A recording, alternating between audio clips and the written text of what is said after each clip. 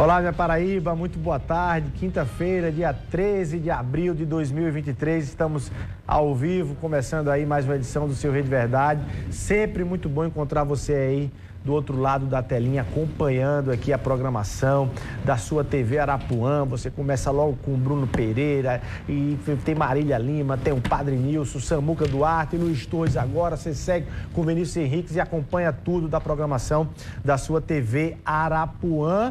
No programa de hoje, nessa quinta-feira, pausa na política para a gente fazer um mergulho, um debate sobre avanços no tratamento dos problemas cardíacos. E quem está comigo aqui é a melhor pessoa para poder falar no assunto, ele que é uma referência. Eu estou falando do doutor Maurílio Onofre, cirurgião cardiovascular, um dos melhores do Brasil. Doutor Maurílio, muito boa tarde, muito obrigado pela sua presença aqui. Você deu uma passadinha ali no rádio, rapidinho, e choveu de ligações de pessoas que passaram pelas suas mãos e, graças a Deus, estão recuperadas e em vida hoje, podendo acompanhar, inclusive, essa nossa entrevista. Muito boa tarde, obrigado. Boa tarde, Luiz. Eu que agradeço o convite e boa tarde a todos os telespectadores da TV Arapuã, do programa Rede Verdade.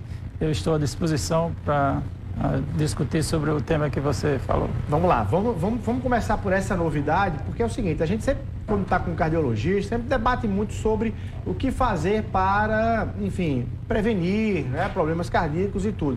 Pouca gente comenta e pouca gente discute depois que alguém passa por uma cirurgia, por alguma intervenção, e aí você larga esse assunto, deixa lá o paciente que foi ali, se submeteu a uma ponte safena, enfim, alguma outra intervenção cirúrgica, e aí a gente não pergunta mais por ele e ele que se vire. E aí você traz essa discussão sobre um avanço na questão da recuperação de pacientes que passaram pelo um cirúrgico na questão cardíaca. Conta pra gente que história é essa e que avanço é isso.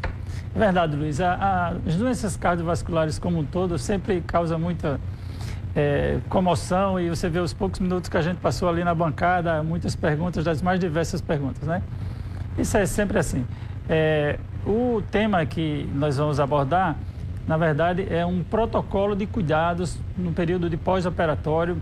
Nós realizamos um curso a semana passada aqui em João Pessoa, no Hospital Unimed. Foi o primeiro curso da América Latina. Nós realizamos juntamente com a equipe do INCOL. Este é um protocolo que se chama ERAS, que é uma abreviação em inglês, que basicamente é a otimização dos cuidados no período pós-operatório. Em síntese seria isso, mas o nome se chama Cuidados ERAS, que é essa abreviação.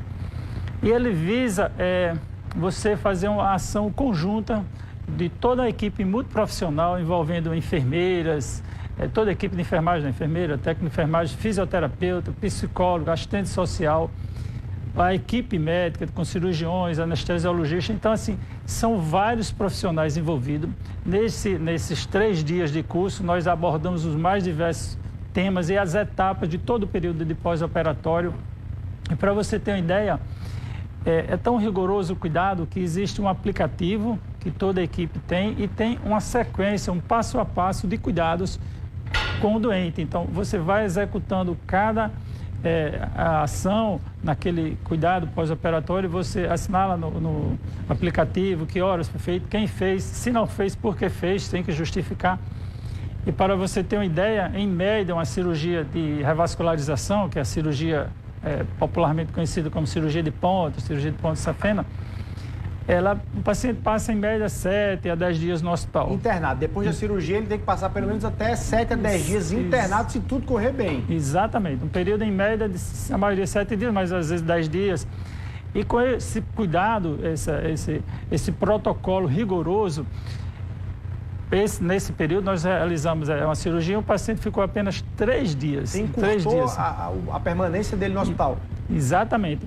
Aí você pode dizer, não, mas isso não é inseguro. Eu ia perguntar, mas com segurança ou sem? Porque não adianta mandar para casa e se ter dificuldade aí. Exatamente. Até assim, mas será que os pacientes mesmo se sentem seguros e tão precocemente para casa? Não, porque antes mesmo da gente fazer a cirurgia, nós explicamos todo esse processo de cuidado.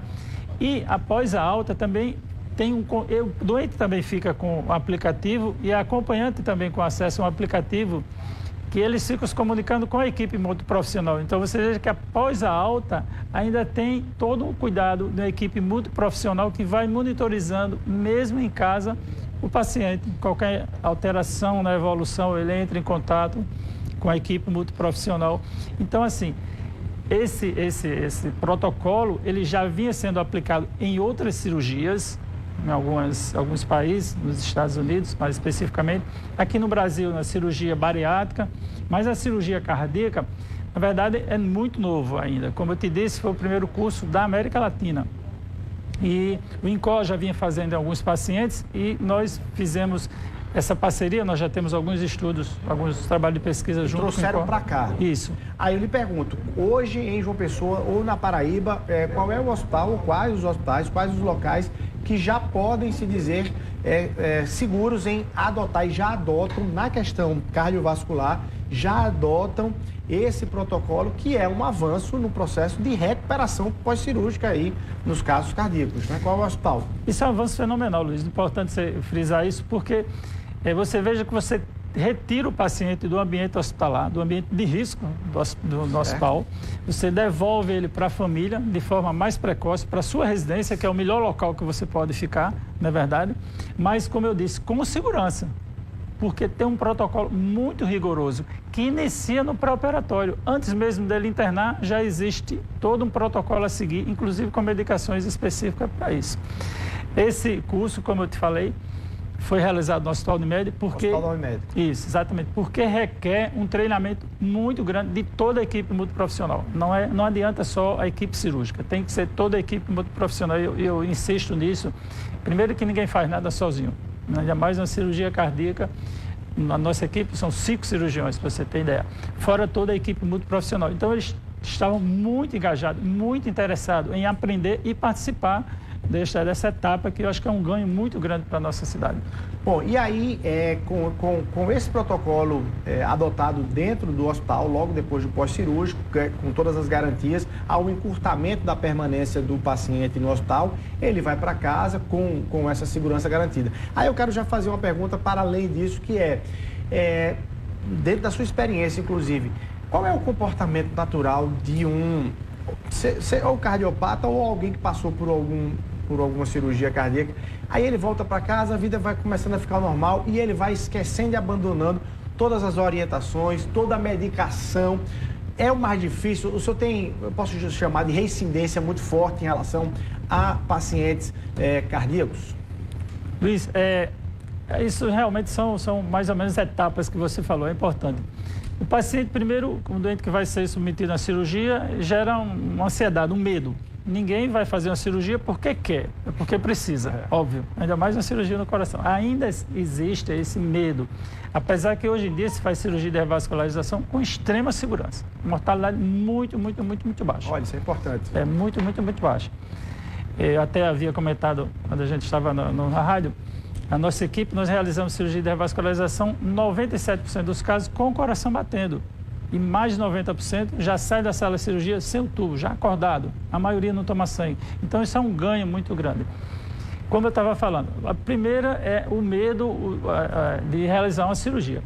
Após isso, tem um pouco de dor, mas a dor é muito variável, porque o limiar de dor é variável de pessoa a pessoa. E também, alguns pacientes podem até ficar um pouco depressivo nos primeiros dias após a cirurgia, porque é privado de algumas coisas que fazia no dia a dia.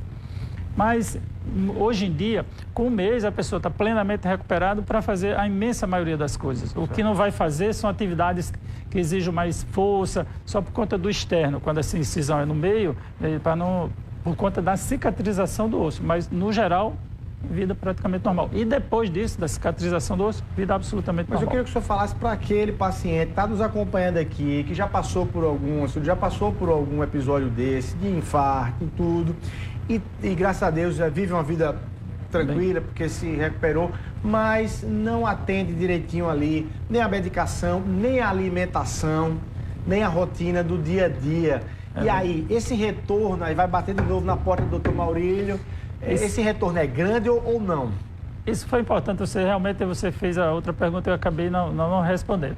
É muito importante essa sua abordagem, porque a doença ateromatosa, por exemplo, que leva à obstrução das artérias do coração, que precisa fazer uma cirurgia de ponte, cirurgia de revascularização, ela é uma doença que ela é progressiva, ou seja, se a pessoa ela foi operada do coração, mas ela volta aos mesmos hábitos, aos mesmos erros, cometeu os mesmos erros, se expor aos mesmos fatores de risco, existe um risco de voltar a acumular placas de gordura, até mesmo nas pontes que foram colocadas.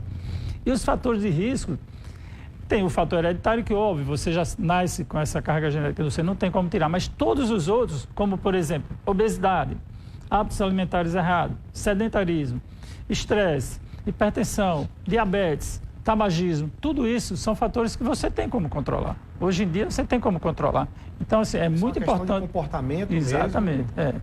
Isso foi muito importante você insistir nisso aí para todos os pacientes que já se submeteram. É importante a colaboração do doente. Depois da cirurgia depende mais do paciente do que do próprio médico. O doutor Maurílio, o senhor estava contando também, e é bom que faça um registro aqui para quem está nos acompanhando.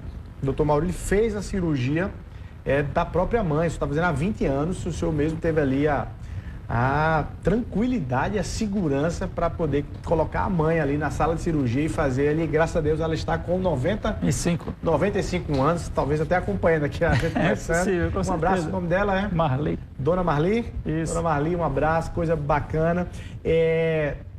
Quantas cirurgias, você já perdeu essa conta, doutor Mário? Quantas cirurgias o senhor já fez ao longo da sua trajetória toda? São quantos anos na cardiologia?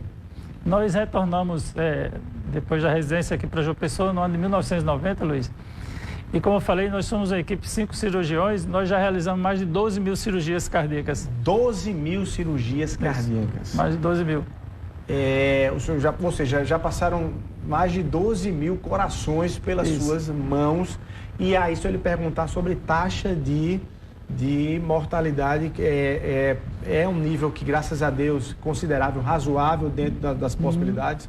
É muito baixo, Luiz. Hoje em dia, uma cirurgia de revascularização do miocárdio, uma mortalidade aceitável nos grandes serviços é abaixo de 1%. E, graças a Deus, nós temos uma mortalidade muito baixa, muito baixa.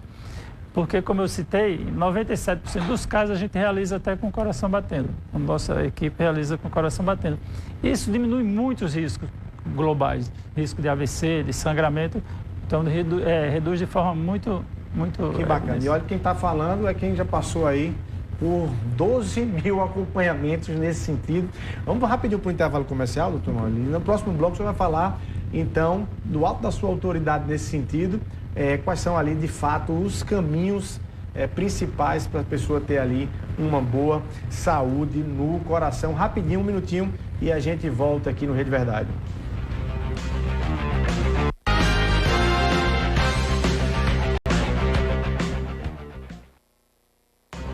Ok, estamos de volta ao vivo aqui no Rede Verdade, conversando hoje com o médico cirurgião cardiovascular Maurílio Onofre, doutor Maurílio Onofre, que, enfim, inclusive já tem telespectadores enviando perguntas aqui nessa nossa conversa. Daqui a pouco a gente faz uma pergunta aí de uma telespectadora. Doutor Maurílio, só para registrar o seu nome, doutor Maurílio Onofre Dainer, é isso? Deininger. De onde é que... Pronto, é alemão. Mas qual é a sua história? Você nasceu aqui na Paraíba. Nasci em João Pessoa, mas na verdade eu fui criado em Alagoa Grande. Minha família é de Alagoa Grande, minha infância foi toda em Alagoa Grande. Eu estudei aqui em João Pessoa. Medicina aqui em João Pessoa. Isso. Medicina eu fiz aqui em João Pessoa, depois fiz a residência em São Paulo. E foi quando depois nós retornamos para aqui, para João Pessoa. Bom demais. Bom, a telespectadora, olha, está fazendo a pergunta dizendo o seguinte, fez um cateterismo, o esposo dela, na verdade, acho que é o esposo que fez o cateterismo, e ele está com o braço todo dormente. Então, quero perguntar se isso é normal, ou enfim, eu tenho ali alguma reação que está fora do normal. Essa sua pergunta é muito boa também, Luiz, porque...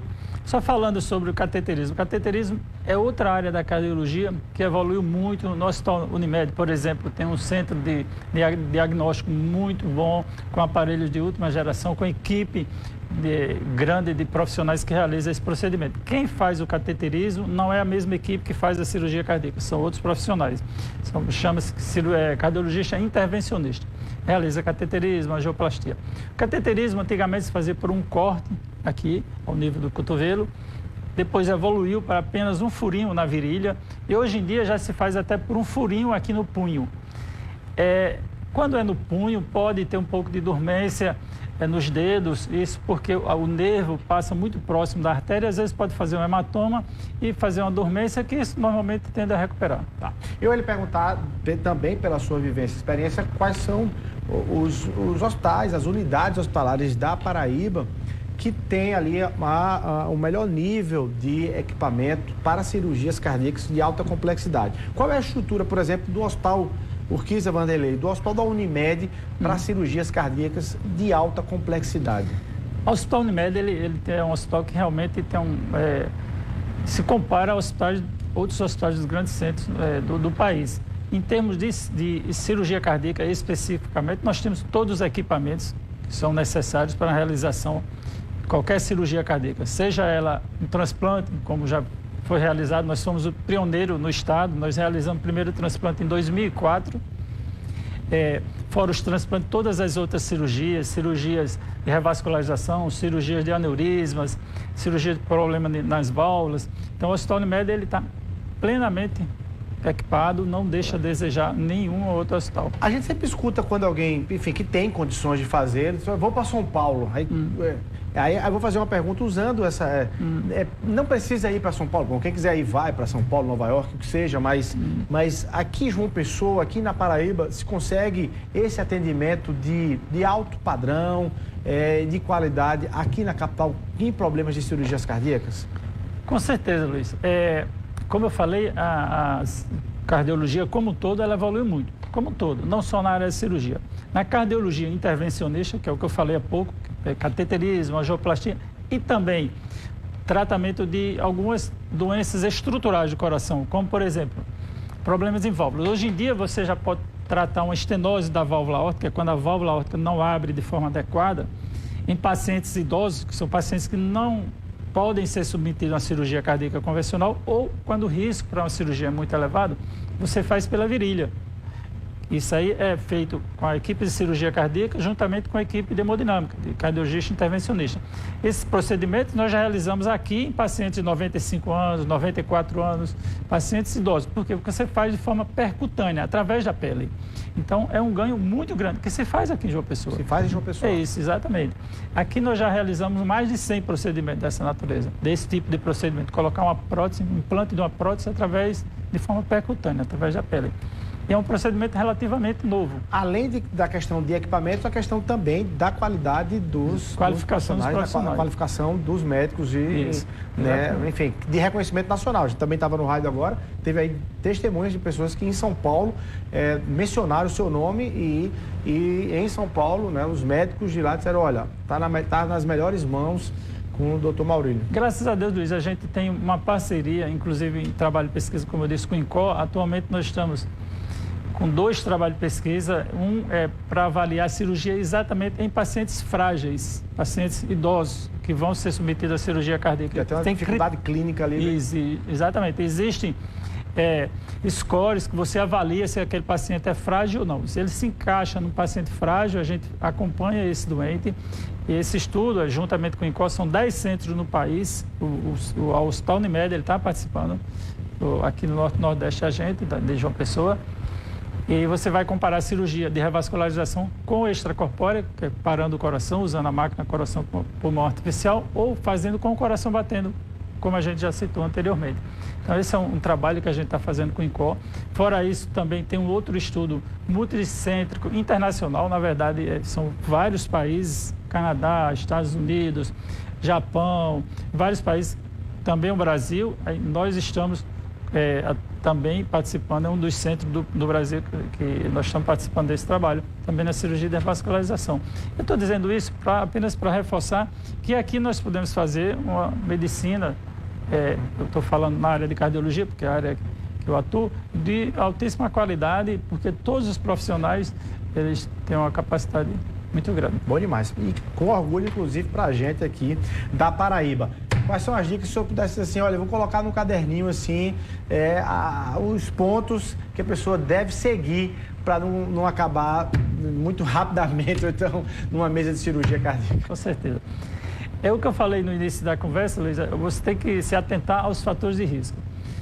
O fator de risco hereditário, obviamente, é um dos mais importantes e esse, como eu disse, você já nasceu com essa carga genética, essa tendência a desenvolver doenças do coração. Não quer dizer que você vai desenvolver, até porque se você se atentar para os outros fatores de risco que você tem como cuidar, como por exemplo, obesidade, você pode perder peso, sedentarismo, você pode fazer sua atividade regularmente, manter colesterol e triglicerídeos dentro dos níveis normais, diabetes, controlar a diabetes, que hoje em dia tem vários medicamentos novos, muito bons para diabetes, o tabagismo, então tem hipertensão, então vários fatores de risco, você cuidando desses fatores de risco, a chance de você desenvolver uma doença cardiovascular é muito menor. Isso você faz indo para o seu cardiologista clínico regularmente, fazendo acompanhamento regularmente e alguns exames complementares que são necessários para o acompanhamento. Tá, bom demais. Para a gente fechar aqui, deixa eu lhe perguntar, a gente teve um cardiologista, seu colega, o Marcelo Queiroga, virou ministro da Saúde, se cogitou até que ia ser candidato ou não. Você tem pretensões na política também, não? Não tenho pretensão na política. A Marcelo é uma pessoa que a gente tem um carinho muito grande, inclusive nós trabalhamos juntos, fazendo alguns procedimentos juntos, mas eu não tenho pretensão na política. Se tivesse, teria ali, pelo menos público tem, viu?